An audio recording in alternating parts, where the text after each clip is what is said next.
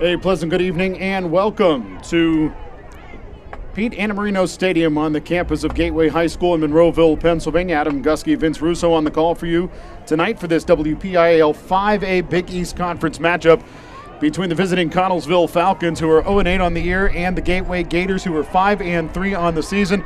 And a week ago, Vince, the Gateway Gators responded well after a halftime tie and a second-half deficit to come back and defeat the Woodland Hills Wolverines in a conference matchup here at Annamarino Stadium. Yeah, it was gut check time. It was the first time we saw the Gators pull themselves off of the mat and bring themselves back in a game where they had been trailing in the second half. They fell behind 21-20 after the Wolverines converted on a 2-point conversion. And we saw earlier this season, whether it be Thomas Jefferson, Pine Richland, or most recently Penn Trafford, the Gators have gotten themselves into situations where they needed to generate offense in the second half and hadn't done so. The offense had gone dormant. And so it was nice to see them not only come out and do it, but do it in different facets of the game. Big plays on special teams, a pick six by Patrick Body, just an all-around effort to get the ball into the end zone and to blow out a Wolverines team that's had a tough season, but has no shortage of athletes. Vince, let's talk about the Gateway Gators a week ago offensively, and I think it all starts with the way Brad Birch is really settling in as the quarterback,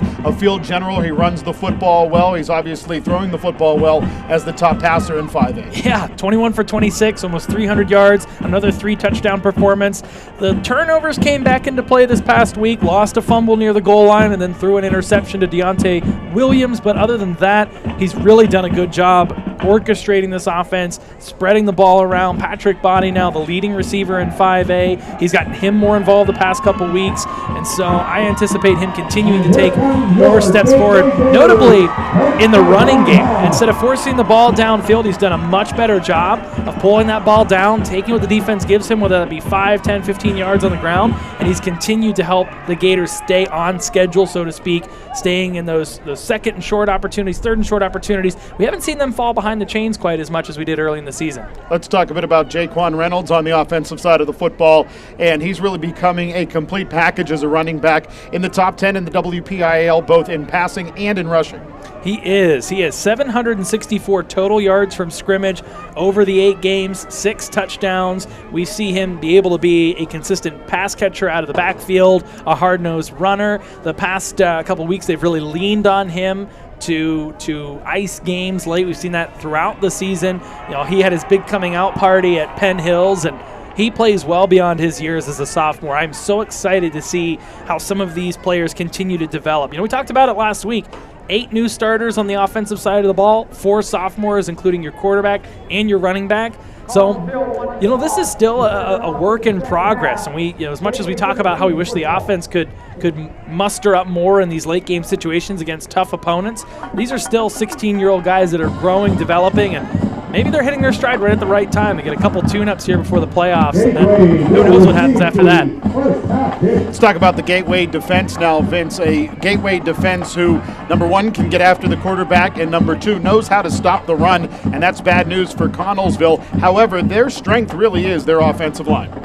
Yeah, not a whole lot of strengths whenever you're looking at an 0-8 season, but that is one thing that the Falcons have going for them. They have some experience on the interior when it comes to the offense. They have a 4-year letterman in Colin Lynch, and then 3-year lettermans in Spencer Schaefer, Bailey Kennedy, and Wyatt Shreve. They're going to have to lean on those guys and try and run this ball downhill, but all season long we've seen whether it's Hunter Dow, whether it's Matthew Brooks, whether it's Aiden Smith. I mean, they've got some guys that can really apply a lot of pressure in the backfield, and I absolutely anticipate they'll do that often, early and often, here tonight in this contest. Ball security obviously going to be an issue tonight as there is a misty rain that has been falling throughout the evening.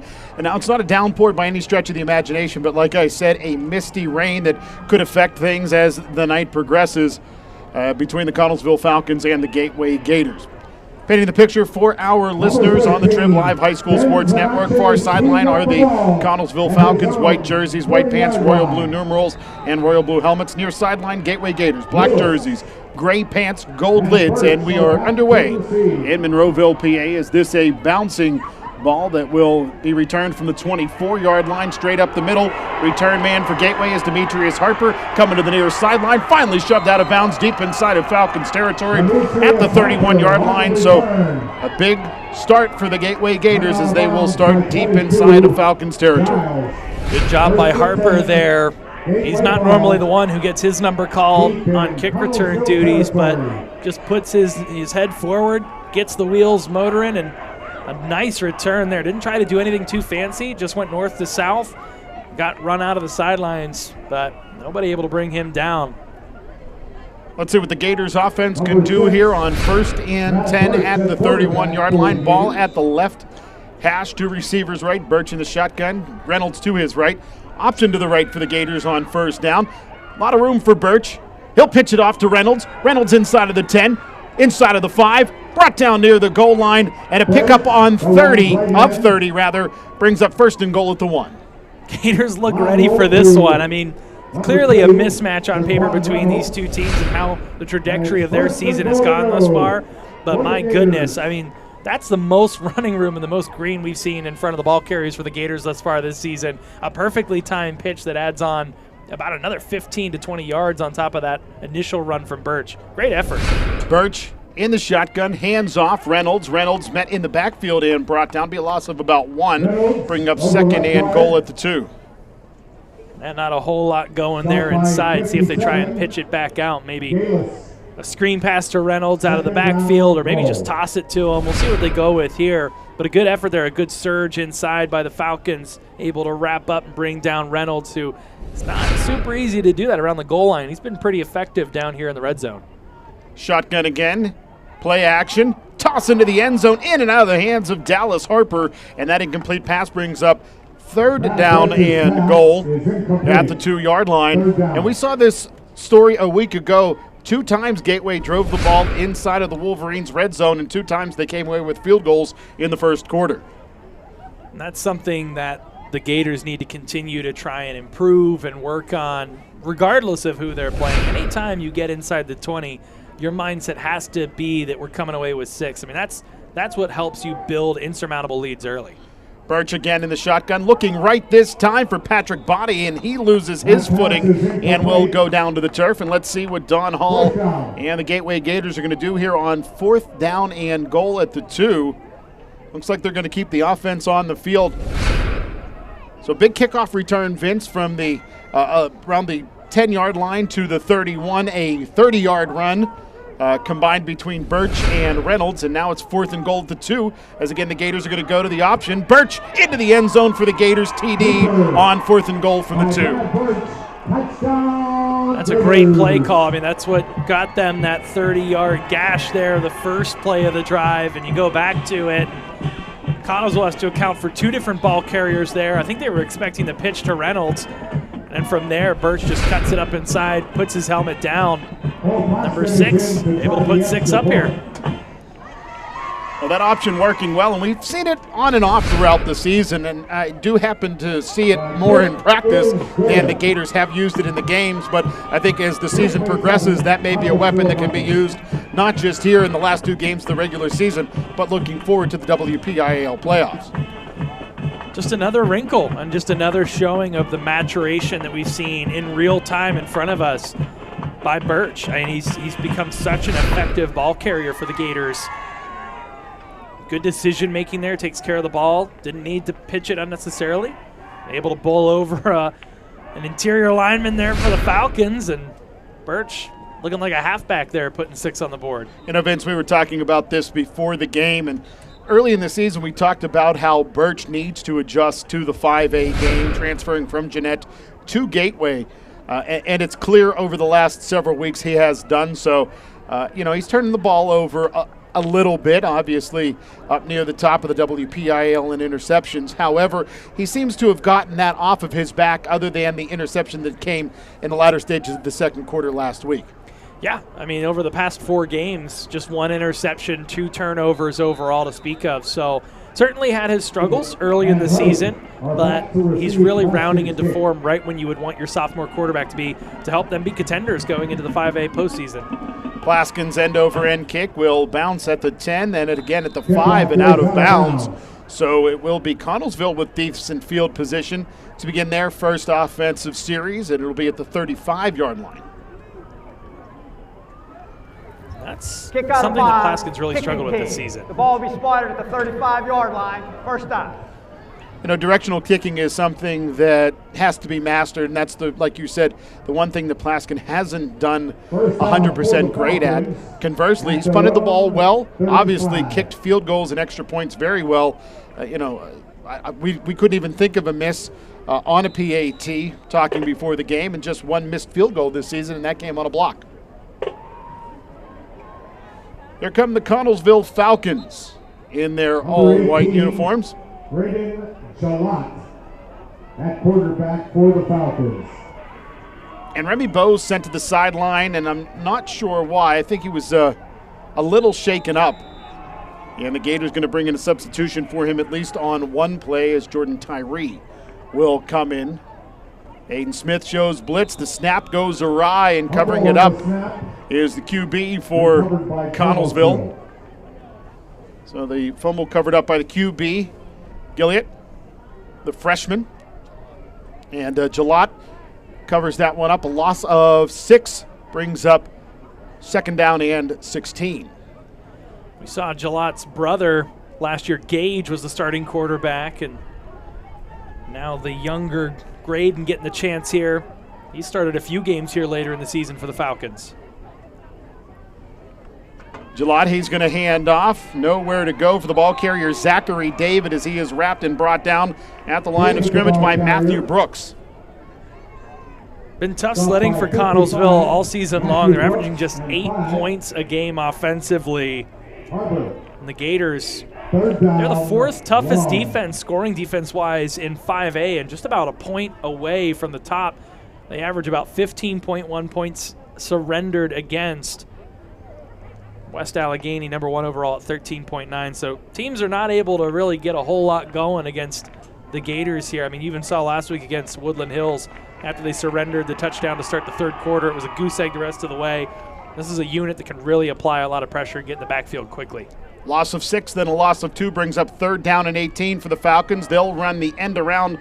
Coming left to right is the motion man, and not a lot of room for him over this near side right. Jason McBride is brought down. A couple of black jerseys there, including Hunter Dow.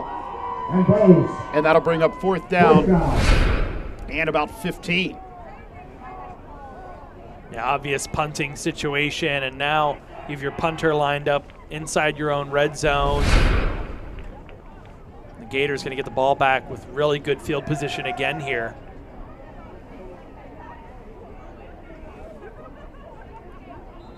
Looks like Gateway may have jumped the snap there, as coming after the punter was Patrick Body.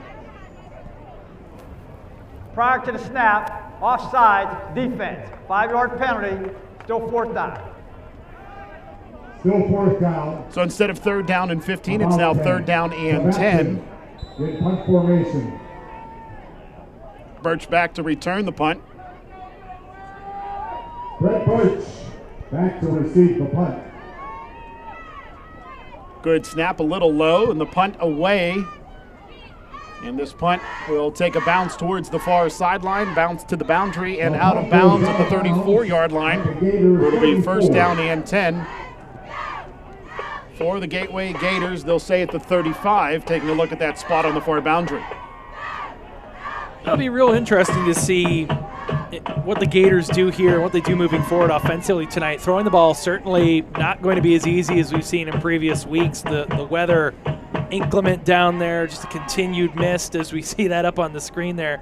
We've been spoiled this season. We talked about last season how hot it was, close to 70, 80 degrees. It's cold tonight. It says 52 there, but after the wind and the rain, feels more like 40 degrees. So throwing the ball is going to be tough tonight for the Gators. I anticipate they might go to the ground game here.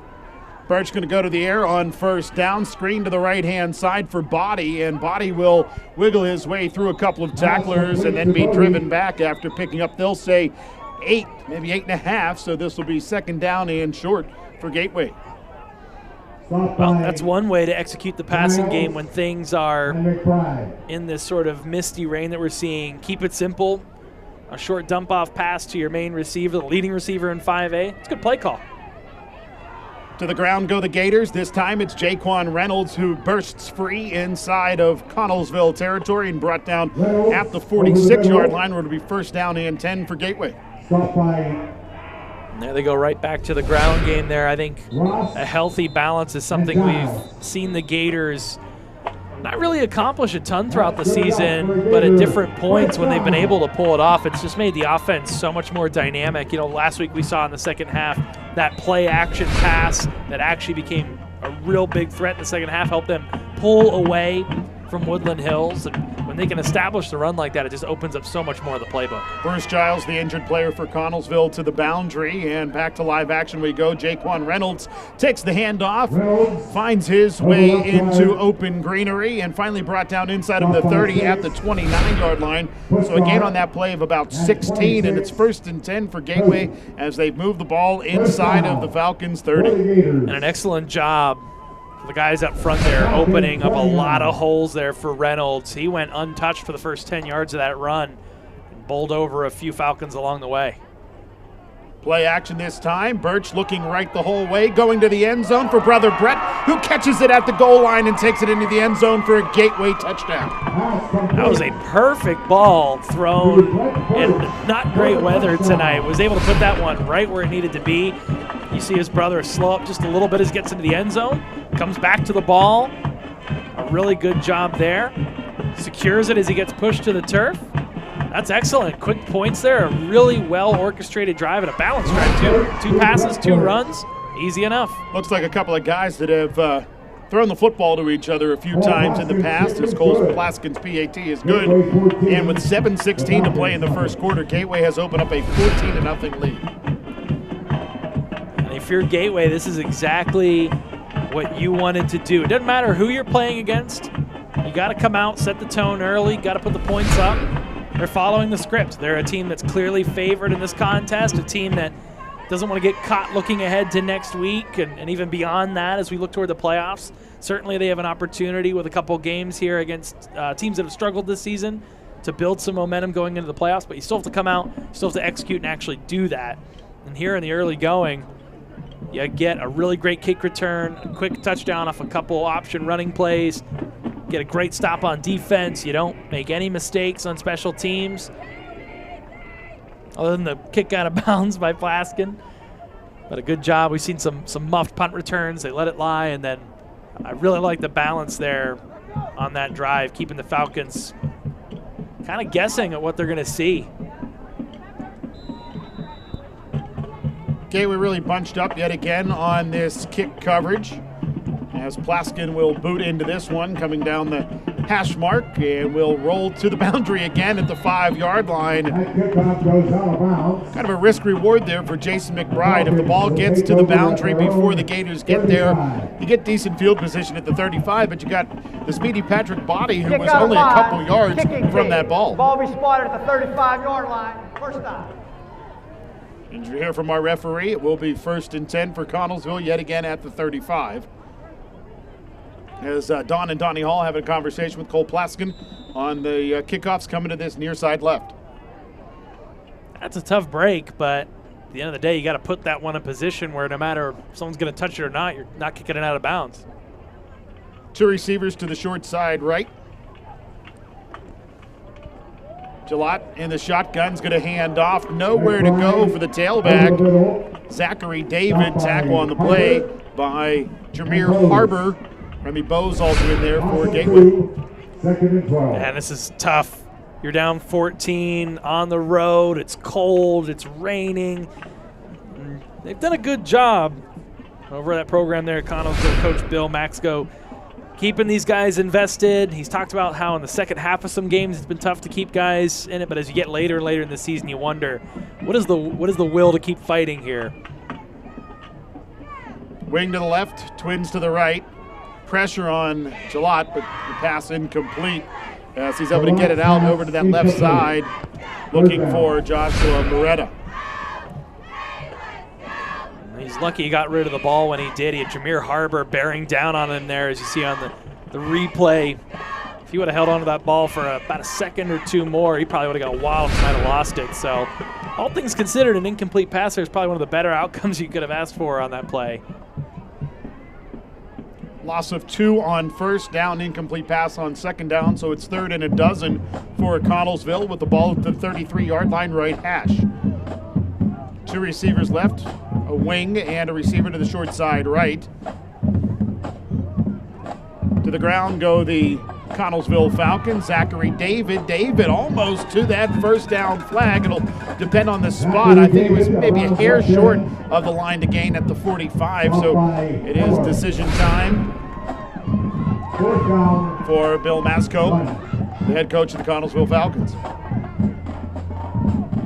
They're going to keep the offense on the field, will Connellsville, but the tackle on the right side of the formation flinches early.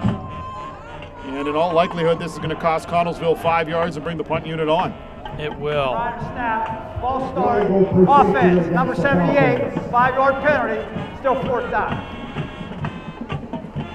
Crucial blunders you can't have happen at crucial moments. They had an opportunity there to try and pick up 1 yard. Now you got to give the ball back to Gateway, and they have an opportunity to grow this lead. Punt gets away, a wobbler that'll take a bounce in favor of Connellsville. Birch will let it roll past, and it will head inside of the 25 to around the 23-yard line. So the first drive, Gateway a big play, and a few plays later a touchdown. Second drive, the Gators matriculate the ball down the field a bit more, but then they finish it off with a long touchdown pass from Birch to Birch. Let's see what Gateway can do with this offensive possession, starting at their own 23, their worst starting field position. I expect much of the same. Throw different things at Connellsville. They've shown they're not afraid to throw the ball on first down or run it, second or third down. They're having success both ways. Reynolds averaging over 10 yards a carry thus far. Everything that they touch is turning the gold here from the early going for the offense. Trips right, tight end to the left of the formation. Play action. Birch looks right, throws right, bobbled and dropped by Harper. That's the second time we see Dallas Harper drop a ball today, one in the end zone and one there. Now, he's had a solid season. He hasn't touched the ball much. We've mentioned it many times. About 50% of the time he touches the ball, he's getting into the end zone. 6 touchdowns on the season, which is 16 receptions for Harper. And it looked like he put that ball right where it needed to be. That's just, inexcusable. If it's on the numbers, you got to catch it. To the ground go the Gators, and this time it's Jaquan Reynolds. Not a lot of room up the middle as Bruce Giles makes the tackle for Connellsville, the sophomore. Well, if you're the Falcons, you've fortuitously found yourself pushing the Gators into a 3rd and long situation for the first time tonight. See if they can't try and get a stop here and get off the field, get the offense back on after it. Very nearly gained a first down, but not so sure we won't see the option here once again, or a bubble screen to body. They just have so many options and so many playmakers. There's so much they could do in this situation.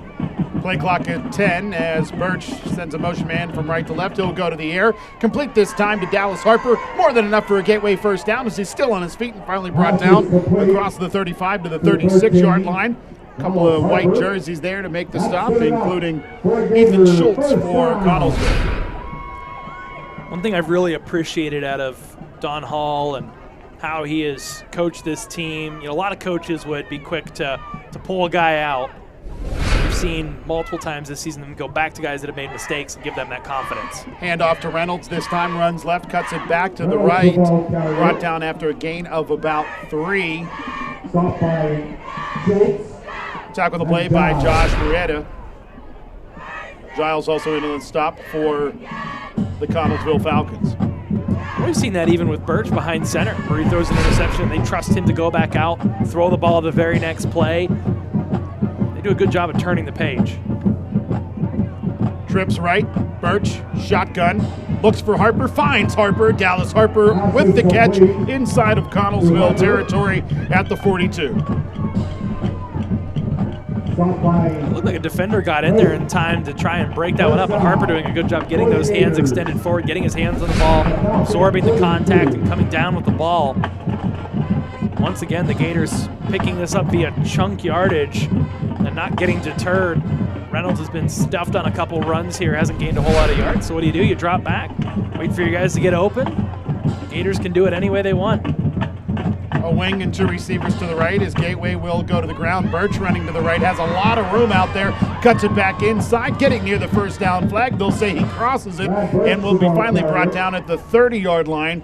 So a gain of a dozen, and it's 1st and 10 for Gateway.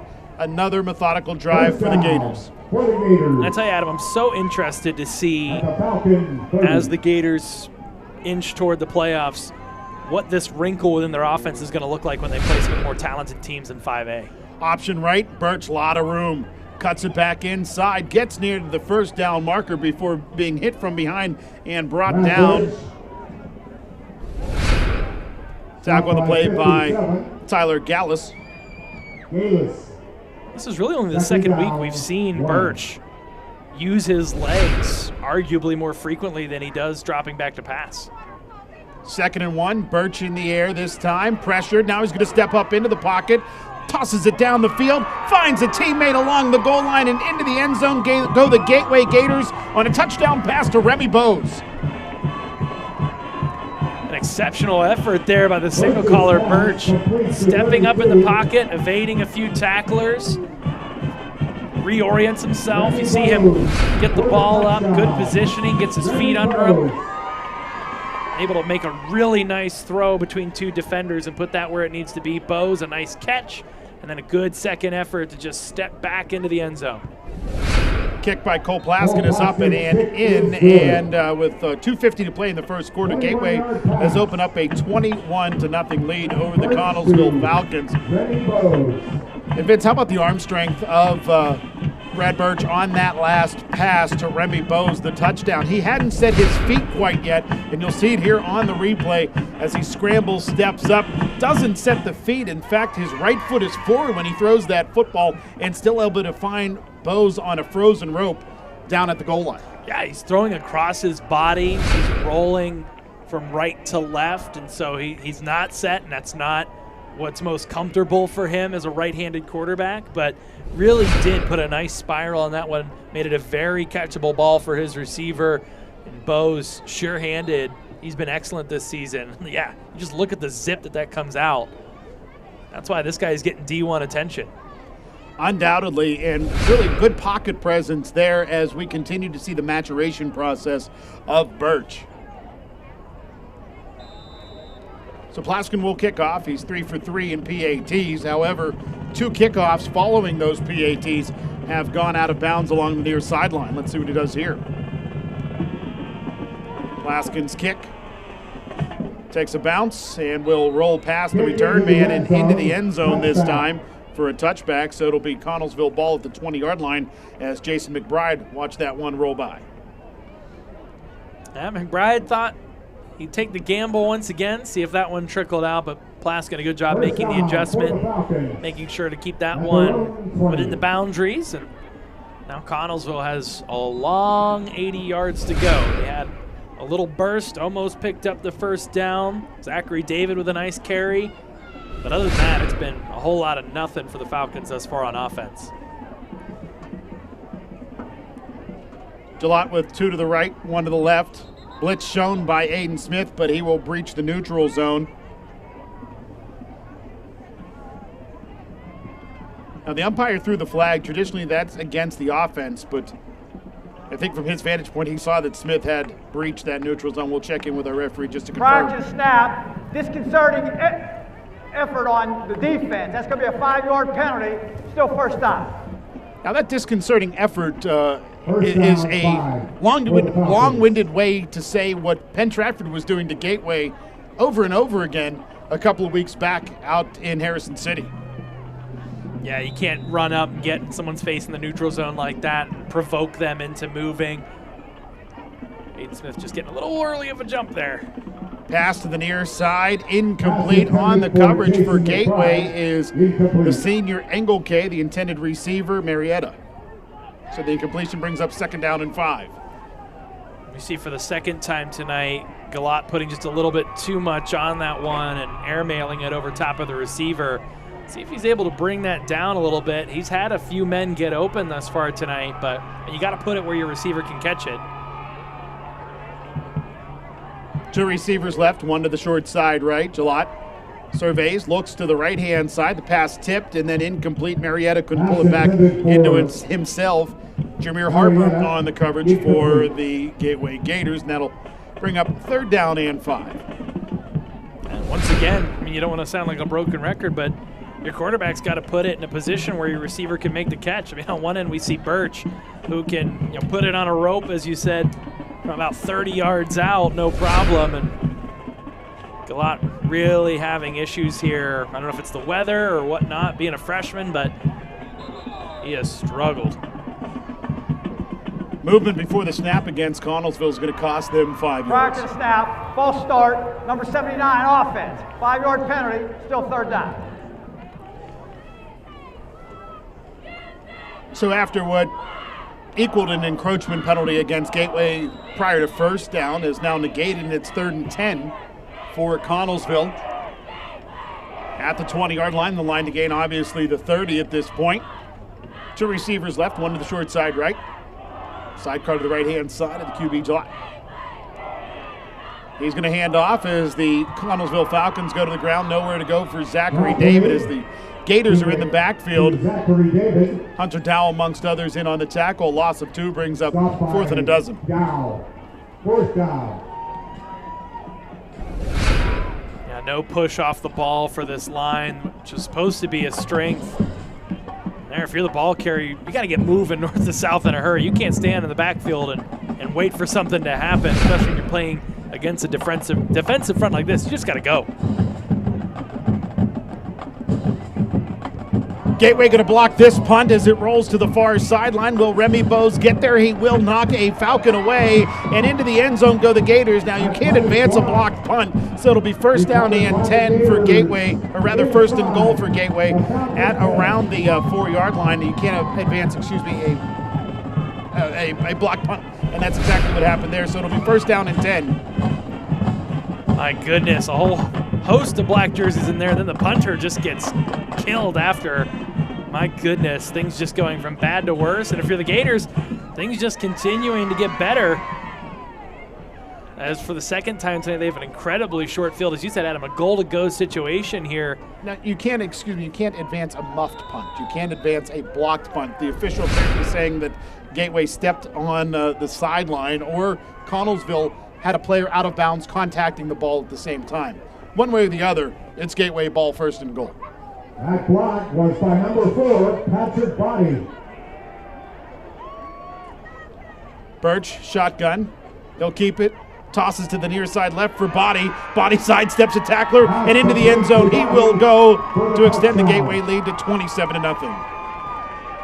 Not a bad weapon to have in your back pocket near the end zone. A 6'2 receiver that is notoriously tough to bring down. He just sheds aside that first would-be tackler, and an easy pitch and catch there. A really good sell there on the RPO. I thought Reynolds had the ball for a good 2 seconds there. They've gotten better and better at running that RPO, and their ability to run the football better as the season goes on makes that much, much harder to read. And we've been talking about that for a couple of weeks as Gateway has committed to the run. The play-action game works well. The RPO game works even better. And that's exactly what you saw there. And especially as, Birch and Reynolds get a little bit more comfortable with each other with the ball in the belly and then pulling it back out. As you get more comfortable with that RPO becomes more successful as well. Well, certainly, and you can't overstate, once again, those are 2 sophomores back there. Take a look at the Gators' schedule. They started with a win against Delaware Valley, a loss against Thomas Jefferson on this field, victories at Penn Hills and Bethel Park before a home loss to Pine Richland. The Gators defeated the Latrobe Wildcats before traveling to Penn Trafford and losing a tough one in Harrison City. Big win last week over Woodland Hills to get off the schneid, and a couple of games upcoming, of course, today against Connellsville, and then next week the regular season wraps up down the road in Murraysville against Franklin Regional. Really interesting. You're looking at some of those teams. The Gators really had their way with Bethel Park and Penn Hills. Those are 2 of the hotter teams in 5A right now, and 2 teams I think that have a potential to cross paths early in the playoffs with the Gators. Kick by Plaskin, going to be returned this time by Connellsville. On the return for the Falcons, I think, is McBride as he burst free up the middle. A little high step as he burst free. He'll come down the near sideline and finally get shouldered to the boundary, but a big return by McBride sets up Connellsville inside of Gators territory. We've seen every couple of weeks someone bust one against the Gators. We saw Brewer take one coast to coast for Latrobe. We've seen some issues throughout the season on the return team. So tonight, that's been the one area for the Gators that they have really not executed in. Kick the ball out of bounds twice, allow your opponent to get down towards your red zone right off the bat. Coach Hall's got to be not super happy about how that unit's performed thus far. Let's see what the Connellsville offense can do here. Sidecars to either side of the QB. Jalot. Two receivers right, one to the far side left. To the ground go the Falcons, and nowhere to go for Zachary David. As in the backfield to make the stop was Demetrius Harper, but basically Zachary David just fell down. Well, it didn't help that it was a bad snap. So Galot had to go up and get that one, and then by the time he brought it down the running, you see the timing was just completely off.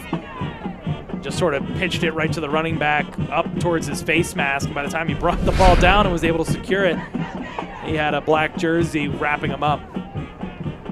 Two receivers right, one to the far side left again. Sidecars to either side of the Connellsville QB. Gateway shows blitz. Connellsville going to keep it. Running left is the quarterback, Jalot. He'll be wrapped and brought down by Elijah Heller. Elijah Heller making that stop after a gain of a couple for the Connellsville Falcons. Gain of about 5 on that play, brings up 3rd down and 8. Good fake there. You see Harper bites on it up top, and then a little bit of wheels there from the signal caller, but Heller, good closing speed, took a good angle there to make sure that it wasn't that much of a gain. And a good open field tackle to go along with it, the senior tackling the freshman QB. One receiver left, two to the near side right. Handoff, and Zachary David, the ball carrier. Not a lot of room for him to go as he is brought down by Demetrius Harper. Harper, the right outside linebacker, making the stop there, bringing up 4th down and 8. That'll wrap up the first frame as Gateway will take a 28-0 lead over Connellsville into the second quarter. And Vince, everything working right for the Gateway Gators, save a couple of kickoffs thus far here in this football game. Yeah, the kickoff unit has struggled thus far in this one, but if that's the worst thing you got going for you, I mean, everything else has more than made up for that, certainly. Offensively, they're doing whatever they want to these Connellsville Falcons. Defensively, they have not surrendered more than what? First down? Have the Falcons even gotten a first down? No, yet? they have not. Offensively, they have not been able to pick up a first down in their lone big play of the day. Obviously, coming on that big kickoff return by Jason McBride. As you see that rain continuing to fall, it's a very fine, misty rain, which basically just gets you wet and keeps you wet all evening long. Yeah, and it's cold. You know, we've had good fortune thus far this season with how nice the weather has been, but I can tell you, being a spectator or being down there on the field for this one, the players get to move around, and that's great, but it is cold. So those hits, every hit you take hurts just a little bit more. It's windy out there tonight, too. Trips to the right, one receiver to the near side left. Motion man from right to left is McBride. Gateway shows blitz, brings pressure, and the pass will be knocked down to the turf, nearly intercepted as the pass intended for a Connellsville receiver incomplete. That'll bring up a turnover on downs. It'll be 1st and 10 for Gateway at around the 25. You know, honestly, I mean, I'm not doubting. I think that was Jameer Harbor. I'm not doubting that he could have had a sizable return there, but, you know, instead of intercepting it at the, 5-yard line there, yes, it goes through Harbor's hands. Now you get it at the 25-yard line, so no worse for the wear, I'd say. And if he loses his footing there, it actually ends up being a gain of about 20 with the dropped INT. Birch shotgun, sidecar left, trips left. Birch running to his left will toss it off to his brother Brett He's across the 30, tries to hurdle a man at the 40-yard line and will be brought down at around the 41-yard line. And I think Birch is going to be guilty of hurtling here as he attempted to leap over a player who was clearly up on their feet and not heading towards the turf. We'll check in just to confirm that that's what it is, but I don't see any other reason that a flag would come in that circumstance other than the hurtling. Heck of an effort. I'll give him that. I didn't know that Birch had those kind of hops. He got up in a hurry. But, yeah, they certainly try and avoid those plays here at the high school level, try to avoid guys getting hurt. Personal foul, hurdling, offense. That's going to be a 15-yard penalty for the spot of the foul. Still first down.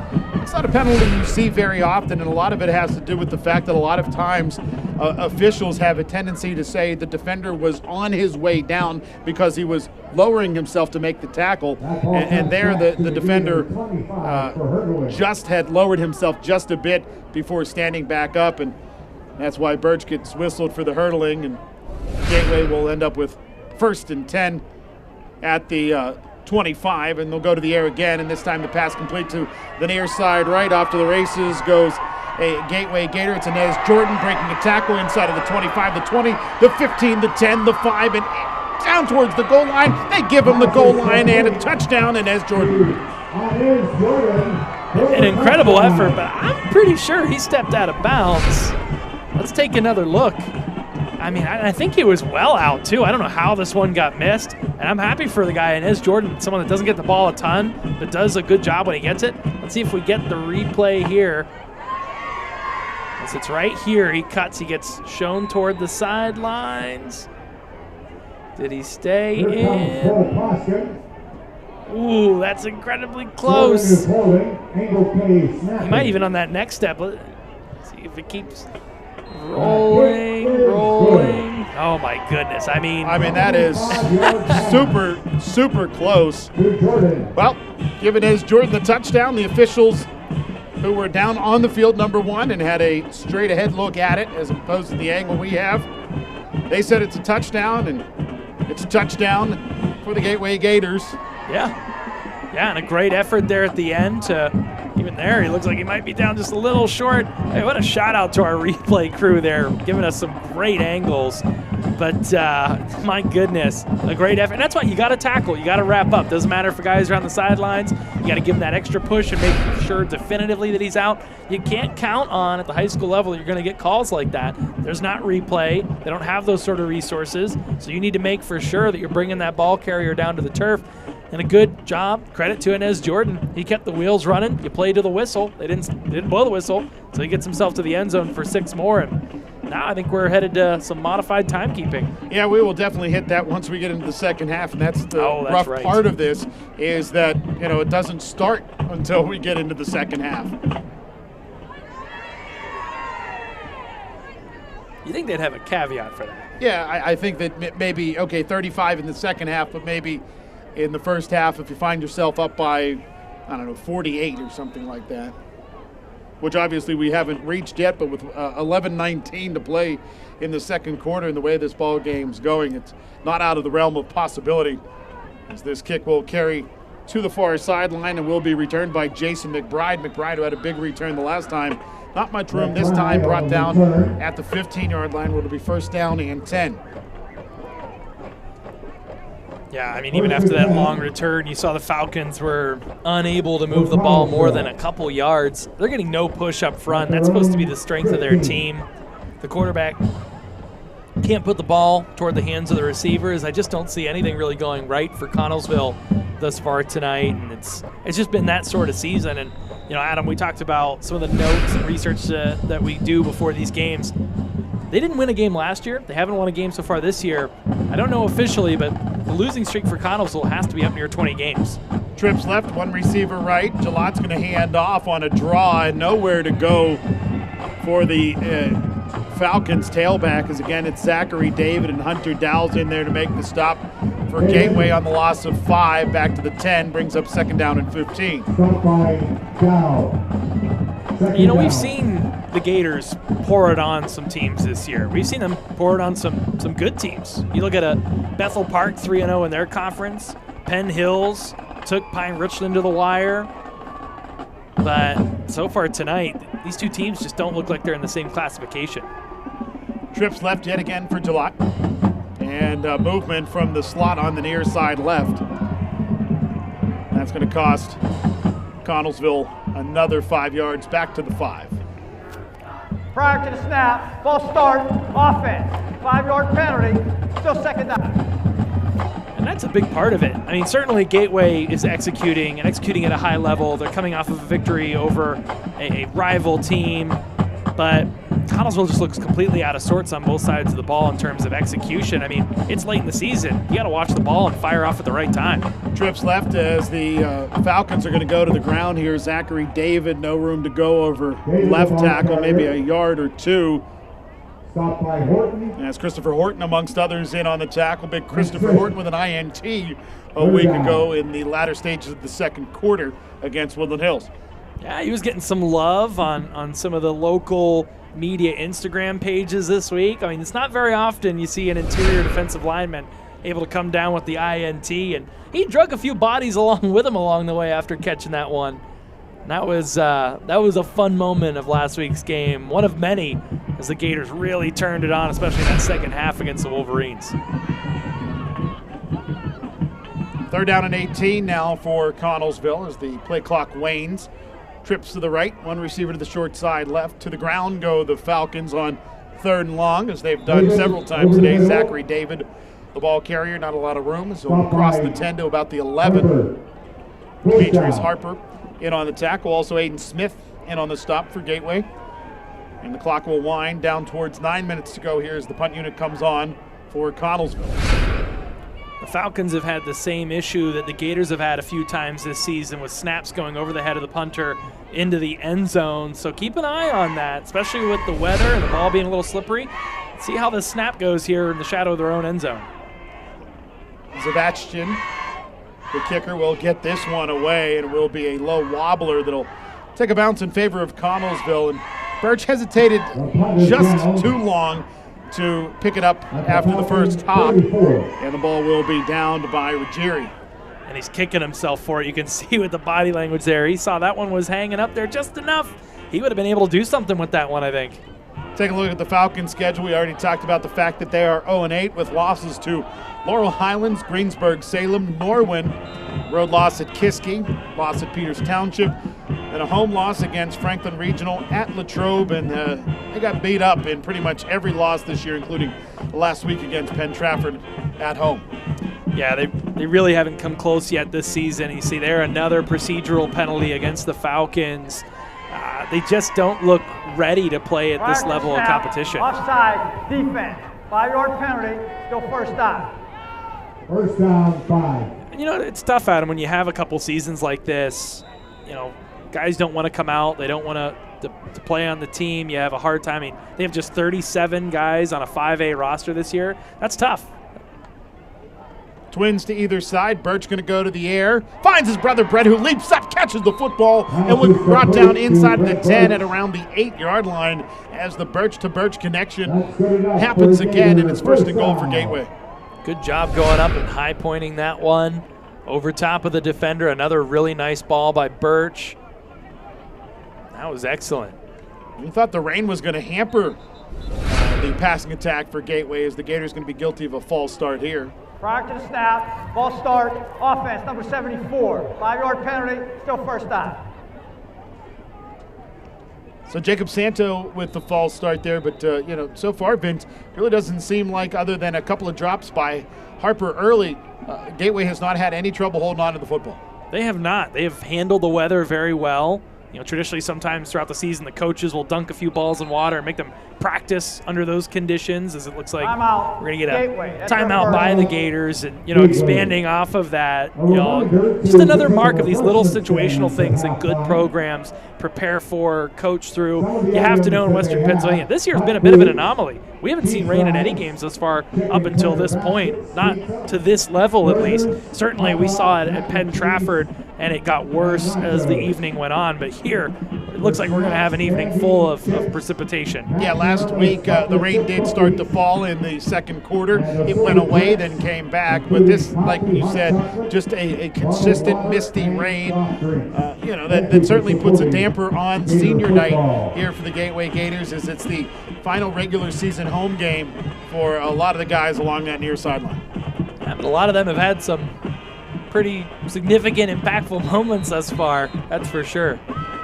Undoubtedly, and Vince, obviously, they are doing their best to try to make sure they play one more home game, whether it be on November 5th or November 12th, depending on how things shake out in the WPIAL playoffs.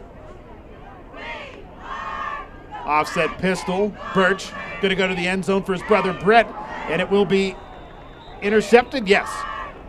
Bringing it down in the end zone with the INT is Ethan Schultz.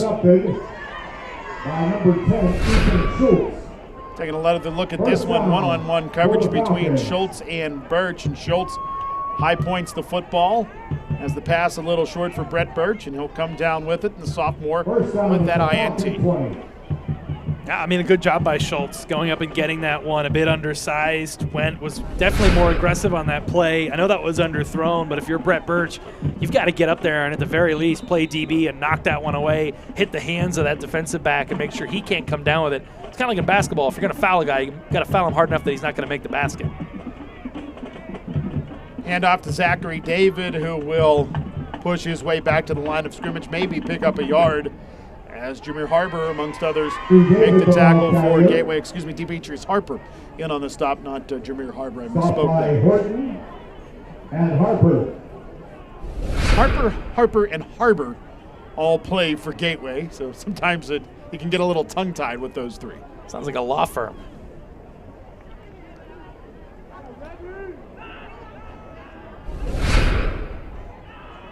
Trips right this time for Connellsville as the ball is dropped by the freshman QB Jalot. He'll roll to his right. He's going to be wrapped and brought down by Remy Bose. The ball comes loose. It's picked up. It's Matthew Brooks. He'll take it towards the end zone. And into the end zone goes Matthew Brooks, the D tackle, with the scoop and score. So the junior finding his way to the end zone on senior night, and another unlikely candidate. 2 weeks in a row, we see an interior lineman pick up the ball and get to moving, and Brooks showing the wheels there. Normally he's using them to get into the backfield. You see there he gets a good push, but it's Remy Bose coming over and jarring that one loose. A nice hit. Got the quarterback a little high there. They're not going to call that one. No horse collar. Brooks, good eyes there. Quickly gets on the ball, takes that one into the end zone, and you love to see that. Looked like Bose with the right arm came around and punched that one loose. Kind of a TJ Watt type of punch at the ball, as this one is no good by Plaskin. It looks like Inez Jordan may have gotten his hand kicked in the process, as Plaskin bends down and has a conversation with Inez Jordan, the holder. Jordan, who has a TD today, also the holder.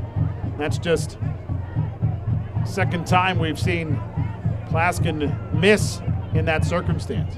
Yeah, that one looked like there was issues abounding throughout, getting the hold down and getting the kick.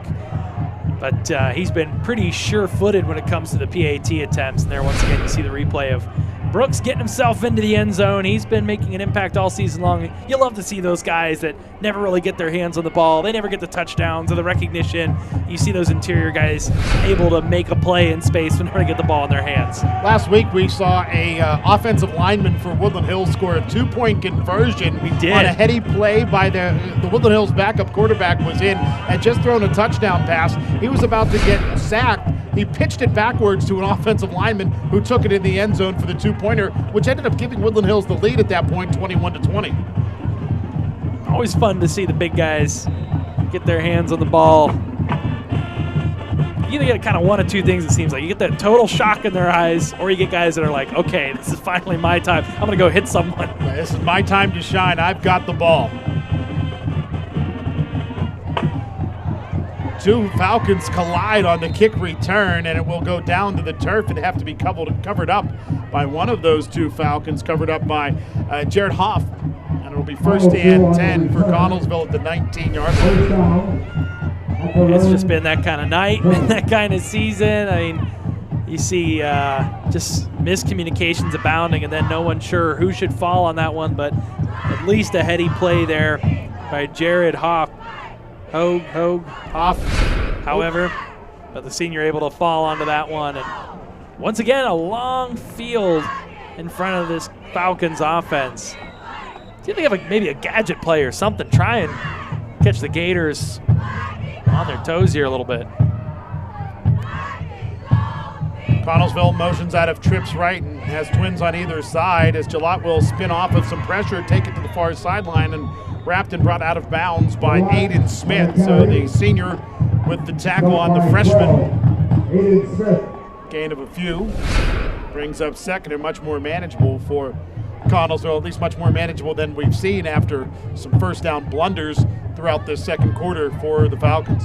Yeah, you'll take that. You're just, as a program, you're trying to build any sort of consistency or momentum you can, and not only is that game to game, but it's play to play, and even just giving yourself a shot on 2nd and 7 instead of 2nd and 15. That's a win. Got to take the small wins. Two receivers right, one to the near side left. To the ground go the Falcons. Zachary David nowhere to go, as this time the tackle is in fact made by Jameer Harper.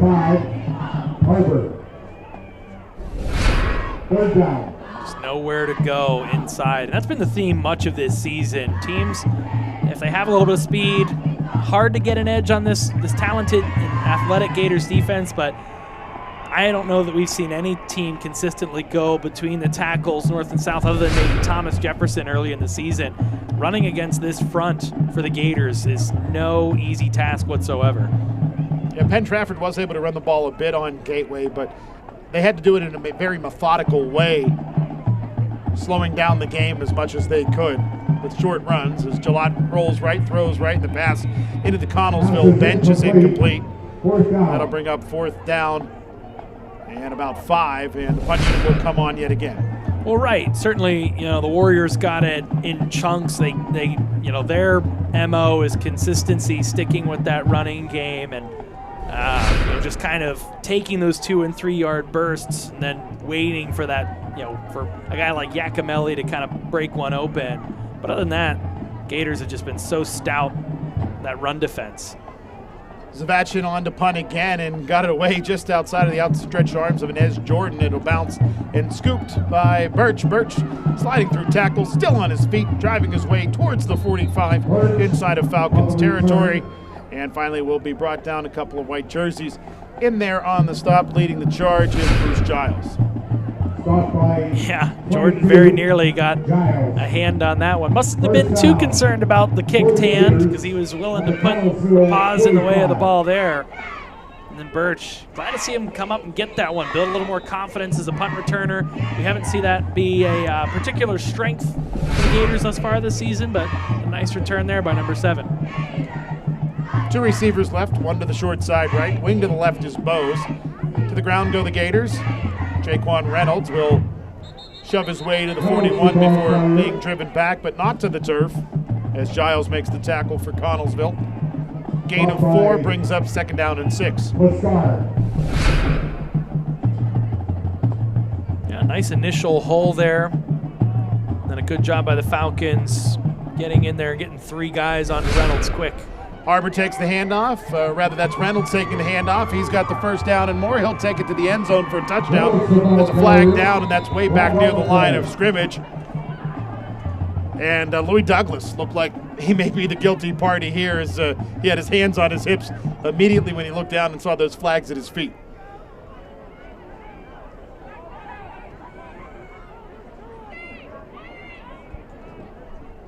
We'll check in with our referee here, but in all likelihood, it's going to be a hold against Louis Douglas. Offense, 54, 10 yards from the spot of the foul, replay 2nd down.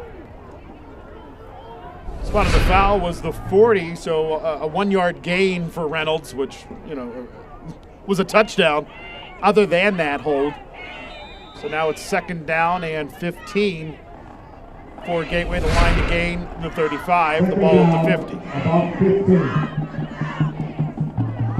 Trips left, Birch tossing it to the near side right for Reynolds, and he can't hold on to the football So a drop there for Reynolds, and we've seen Jalot with a tough time holding on the football a bit on the other side of the ball. So the rain playing a factor, but not the factor we thought it would before the game.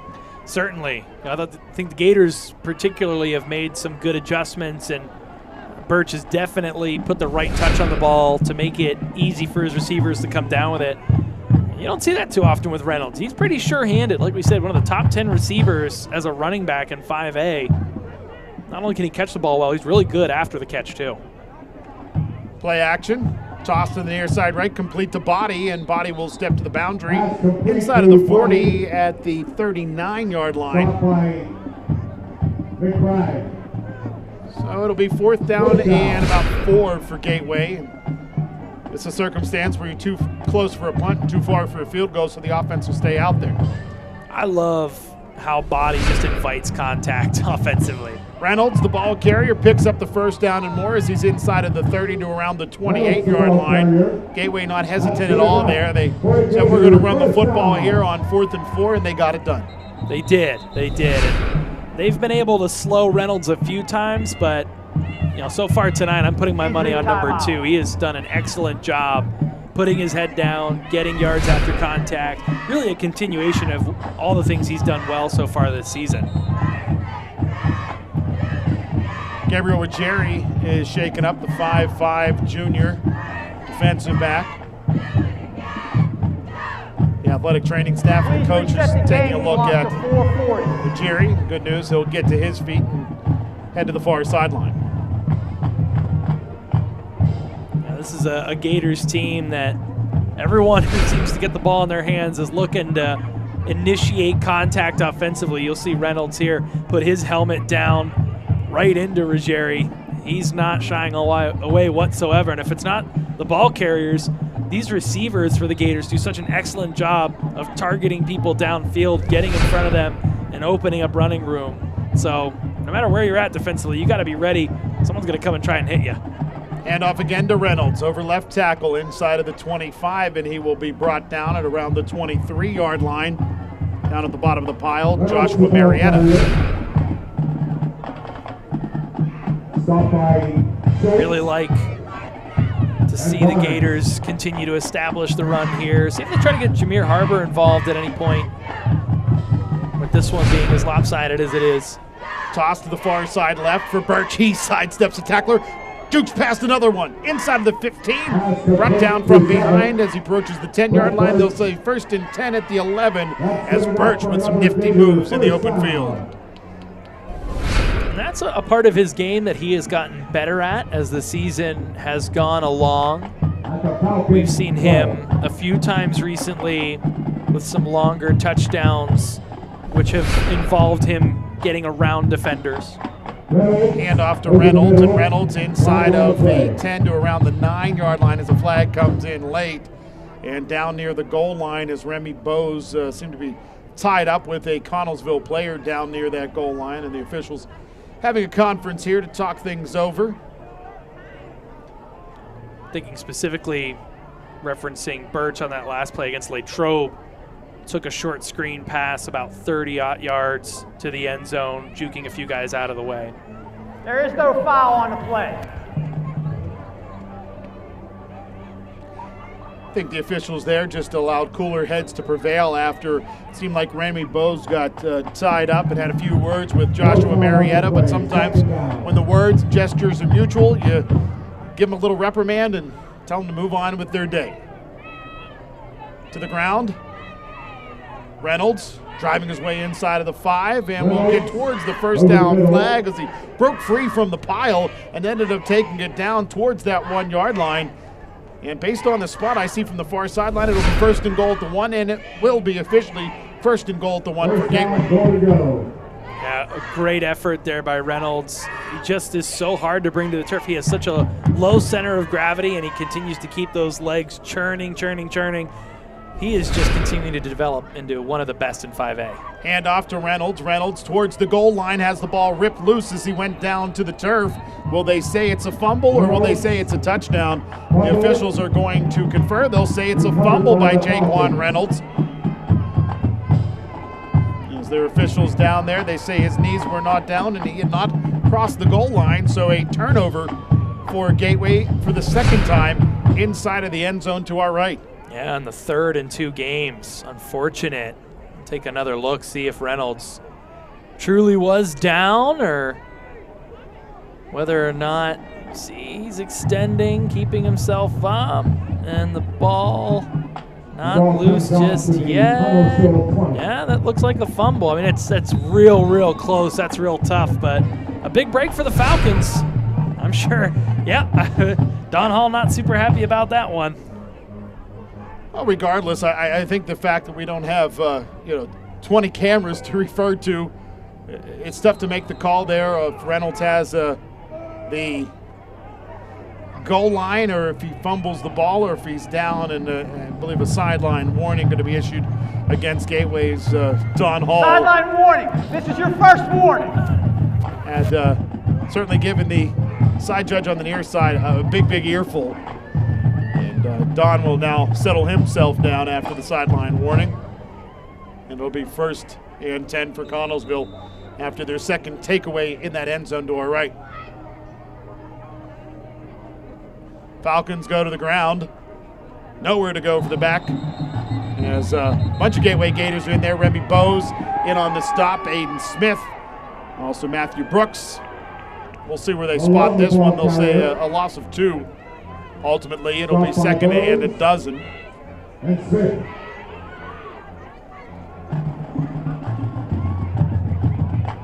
Connellsville has had their work cut out for them all evening long, but most especially after putting themselves behind the chains on first down many times.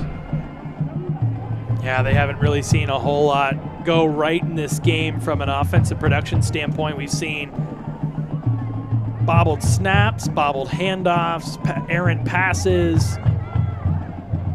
Saw a quarterback strip sack, return for a touchdown, so it's been tough. Second straight handoff goes to the freshman tailback, Xavier Malone, and the tackle is made by Matthew Brooks. Stopped by 55. Brooks, who already has a touchdown today, comes from that right DN spot, completely unblocked and envelops Xavier Malone, then ends up getting some help from Remy Bowes in the cause.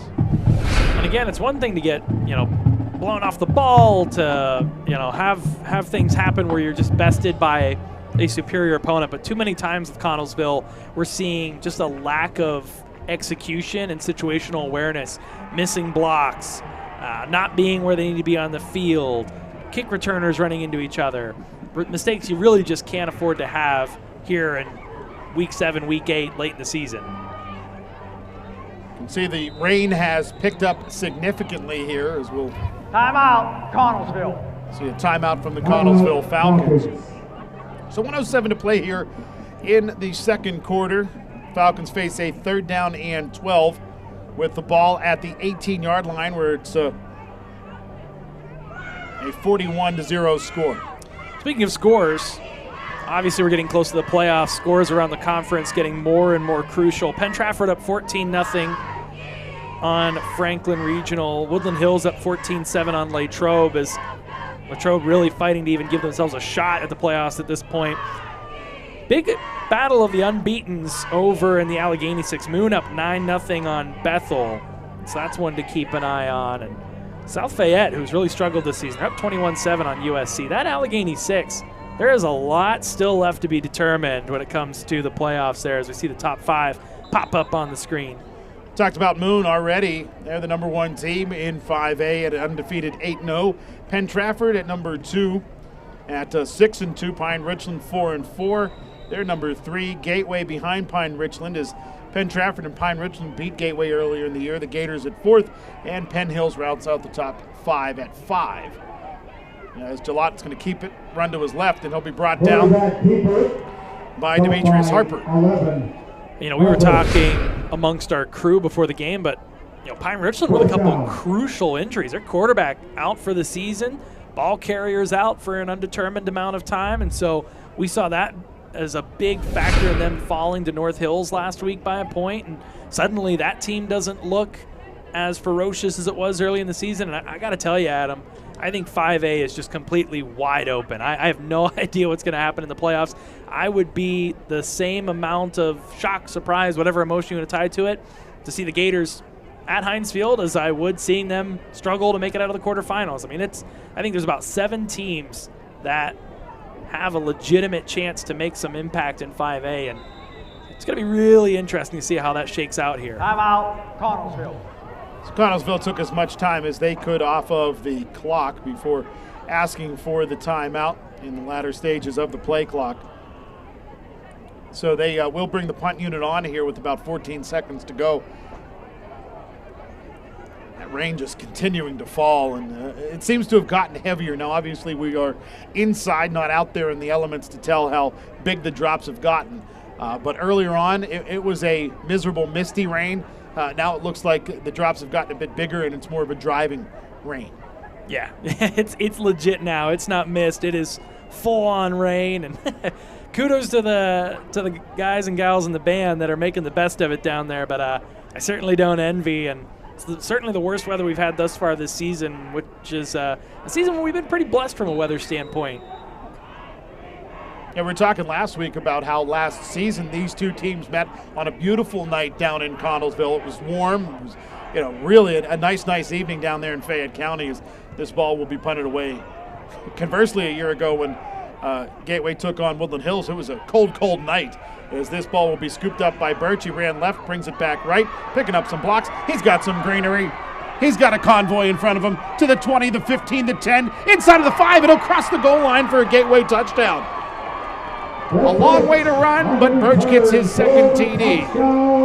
And as much as that is an absolutely terrific effort by the return man, Birch, it's an even better effort by his blockers to recalibrate as he turns back his course across the field.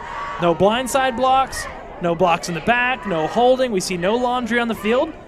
Not a whole lot of times you see a play like that go unscathed without something calling it back. A great effort by his blockers there to maintain their discipline and help get him to the end zone.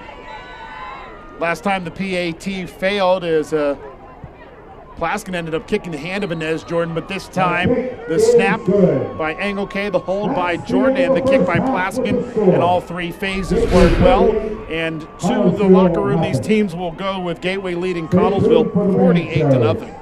That's one heck of a punctuation mark on what has been the most complete half we've seen out of the Gators this season. And, this is a team that they should have achieved these results against, but like we said, you got to go out and you got to do it. Can't play games on paper. The Gators came out here. They did just about everything well. A couple mistakes here and there, but as they've done throughout the season, they turn the page quickly, they rebound, and they're beating up a team they should beat up. Yeah, a couple of turnovers for Gateway and a couple of special teams miscues, but other than that, it's been a heck of a first half for the Gateway Gators. Absolutely. I mean, there's no shortage of people to look at that have made impact plays. Matthew Brooks has a touchdown. Birch there has a couple touchdowns here early in this one, receiving and returning. You've got the ball to Bodie. You've got the ball to Reynolds. Heck, Birch put his helmet down for the quarterback position. He got into the end zone. You're seeing a good confidence-building win out of or on pace to win. You never want to say anything too early, but 47 at the half, certainly they are on pace to come home with a W tonight. And the Gators, they're looking great out there. I mean, what else can you say? Well, we are going to step away here at halftime, and when we return, we'll get you set for the second half. But in the meantime, stay tuned for the Trib Live High School Sports Network halftime show, as well as the Gateway Gators Marching Band. You're tuned in to Gateway Football on NFHS Network and the Trib Live High School Sports Network.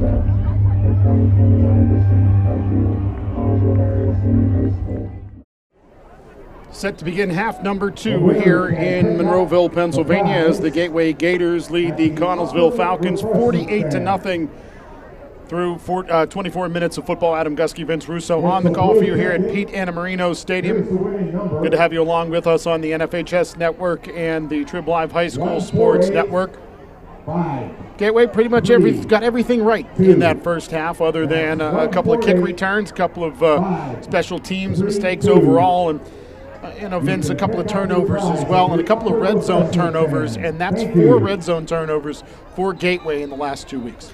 Yeah, certainly it appears the Gators are going to walk out of here with an important conference victory, one that we should have noted earlier is going to clinch them a playoff spot this season and enter them into the postseason tournament. But even bigger than that, yes, a couple little things here that might not really make much of a blip in a game where you're up 48-0 at the half, but it's a bit of a pattern that we've seen throughout the season and something the Gators have to rectify when they're playing good teams. You got to come away with points, and you got to come away with 6 points more often than what they have been when they get the ball deep into opponent territory. Second half underway as Plaskin's kick will carry down towards the 12-yard line. And I think the return man put his knee down, so it'll be the 12 or 13, where it'll be 1st and 10 for Connellsville. And Vince, getting back to the fact that Gateway needs to get 6 and not 3. Last week, 4 times Woodland Hills got the ball, or rather Gateway got the ball into the Woodland Hills red zone in the first half, and ultimately only came out of there with 6 points out of it because the other touchdown was a longer touchdown. It was. There was a turnover inside the 1. Your quarterback fumbles the ball, which leads to a long return the other way, and you see a couple drives stymied inside the 10-yard line, which limits you to 6 points. We saw that. They went up 6-0, surrendered a touchdown. All of a sudden, they'd been dominating the pace of play in the game, but they were losing. Connellsville with the ball to begin the second half as we are in the modified timekeeping system, so the clock will run. And we do see the starters out there for at least Gateway here in the early stages of the quarter, and I don't know how much you're going to see them. Probably one series on each side, maybe not more than that. Yeah, I would not have been surprised had they not come back out in general with this game very much in hand. And, you know, one more important conference matchup, you do sort of start to turn your attention towards the postseason now that you've got a bid all but locked up here. Connellsville went to the ground on first down, picked up 2 yards, and now it is 2nd down and 8 as Connellsville has brought in a second quarterback, and to the ground go the Falcons on 2nd down and 8. And no gain on that play brings up 3rd down and 8. As the quarterback is Zachary David, the senior, who started the game at running back but is running the Wildcat QB at this point. I'm sure that's one thing we'll see for both of these squads is seniors getting in. Seniors maybe that don't get quite as much action on both of these squads. You get later in the season, especially here tonight for the Gators on senior night, you want to give guys an opportunity to have some lasting memories and some last opportunities to make plays here in a game that's pretty much over at this point. In addition, you'll see some of these starters come out and kind of get that curtain call as well after making a token appearance here in the third quarter. Connellsville's going to go to the air and a popped-up pass, and all set up for it was Patrick Body, but Elijah Heller ends up breaking it up, trying to make the diving play. But either way, the Gators got to be happy with what happens in the secondary there. Absolutely. Not too often we see that secondary not come down with the ball in situations like that, as Body can't believe it. But, you know, heads up play by Heller. At the end of the day, his job is to knock that down. Good snap, punt away. Birch, who has a punt return for a touchdown to go along with a receiving touchdown, is going to scoop this one up at around the 34-yard line. Brings it to the near sideline, still on his feet, to the 40, trying to cut it back, and he will be brought down as he heads towards the 35. They'll say the 37 is where Birch will be stopped. So it'll be Gateway football inside of Connellsville territory, and that was a very common theme in the first half. Yeah, they've done throughout a lot of this season, have really done a good job with field position and setting themselves up for success, giving their offense a short field, giving their defense a long field to work with. Well, it looks like we got a block in the back, though. Late call. And that came in late, and I didn't quite see it. So the block in the back against Gateway is going to cost them a significant yardage because it's going to be back from where the block in the back happened, which happened to be back near the 40-yard line. So it'll push the ball back to the 27, where it'll be 1st and 10 for Gateway. Instead of 1st and 10 at the 37 inside of Falcons territory, it's 1st and 10 at the 28 inside of Gators territory. It looks like we're going to see the second unit come out for the Gators. High snap, but the Gators will go to the ground, and it will be Jameer Harbor, the ball carrier. Ball comes loose, They're going to say that Harbor was out of bounds prior to the ball coming loose, and it's covered up by Gateway nonetheless. So it'll be 1st and 10 for Gateway either way, because the ball, now they're going to say, is spotted right near that first down flag, and the referee says it's enough for the first down.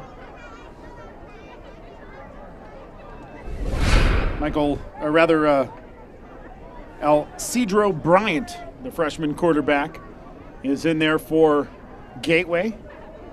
As we take a look at Harbor's run here, came to the near side, and ball was punched loose. You heard the whistles blowing before it was covered up by a Gator, but Waylon Carter was there to cover it up either way. As running with it to the left-hand side, now passing it off. The pass complete to Micah McBean, and McBean shouldered to the boundary, but he has more than enough for the first down. There's a flag down at around the 46-yard line. We'll check in with our referee to see what this is. Probably a hold on David Howard there on the outside. Offense, number 9, 10 yards from spot or foul. Replay first down. Yeah, that's exactly it. You'll see it at the top of your screen here. Nice RPO there. See the freshman deciding to dump that off at the last second, but you'll see Howard here at the top of the screen. Just a little too handsy there on the block, and good job absorbing the contact there by Micah McBean. Jason McBride laid the boom there. Didn't wrap him up, though, so McBean bounced right off him. So again, Gateway backed up. Now it's 1st down and 14 with the ball at the 35, the line to gain the 49. High snap. Harbor's going to get underneath it. He's going to run to the near side, picks up a block, cuts it back inside, then back to the near boundary, and he'll be brought down as he takes it across the 40 towards the 43-yard line. Looked like there was a lot more room for Jameer Harbor had he kept cutting it back to the inside, but instead took it to the near boundary, and it ends up being a gain of about 7 or 8 instead of what would have been a first down in all likelihood. Yeah, hard to be critical when a guy steps up and makes a play out of a broken play, but it did seem like he sort of made the wrong read there and cost himself a whole heck of a lot of yardage. Hand off again to Jameer Harbor. Harbor trying to bounce it left, and a very nice open field tackle for Connellsville. And that'll be a gain of about 2, and that brings up 3rd down and 5 from the 44. Yeah, good job coming up there at the linebacker position. And Harbor's a big guy. He's got some size. He hasn't carried the ball a ton this year, but he's 6'1", 205 pounds. As you see, runs with a full head of steam. And starting left outside linebacker for the Gators defense, starting to get some run here on offense in this blowout situation.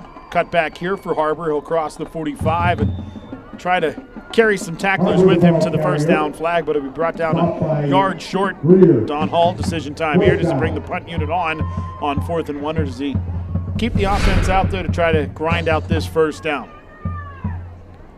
Worth noting, Harbor is someone who was in the running for that lead tailback role at the start of the season, and obviously Reynolds has shown that he was able to separate himself in that battle, but that's not a knock on Harbor. He certainly has some speed and some finesse there in the backfield. Nice to see him to be able to kind of showcase some of that here, the senior on senior night. Yeah, last year we saw him get a decent amount of run as the 3rd back for Gateway, as Gateway's going to go to the ground here on 4th down, and it's going to be a turnover on downs. A slow developing play there, not a quick hitter. I think a quick hitter gets a first down there, but slow shotgun snap, a slow handoff, and that leads to a stop in the backfield, a loss of 1 and a turnover on downs. And I'm not against going for it there. Your defense has been an insurmountable force for the Falcons, and so you really don't feel all that bad about giving them the ball at your 47-yard line, it looks like, and you have to think you had good odds there to pick that up. Just unfortunate. Not sure that's the play call that they wanted to see there, but that's what they ended up with. Looks like a fresh 11 out on defense now for Gateway, as Connellsville is going to go to the air. Pass to Jason McBride, and McBride is going to be banged around by a gang of black jerseys, and then ultimately pretty much every defender gets involved in the stop after a pickup of 3 to the 44. So this clock continues to wind down towards 4.5 minutes to go in the 3rd quarter here in Monroeville, Pennsylvania.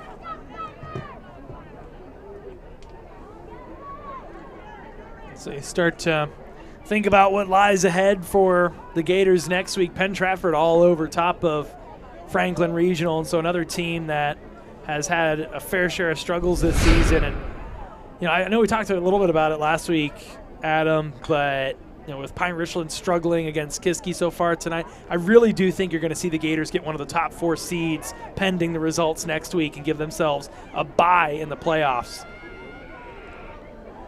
High snap. Jalot going to toss it to that far side, and the receiver catching the football, but a nice open field tackle by Cameron Price. 225, Bruce Ross. Yeah, good job getting out there quickly. That ball sort of hung up a little bit.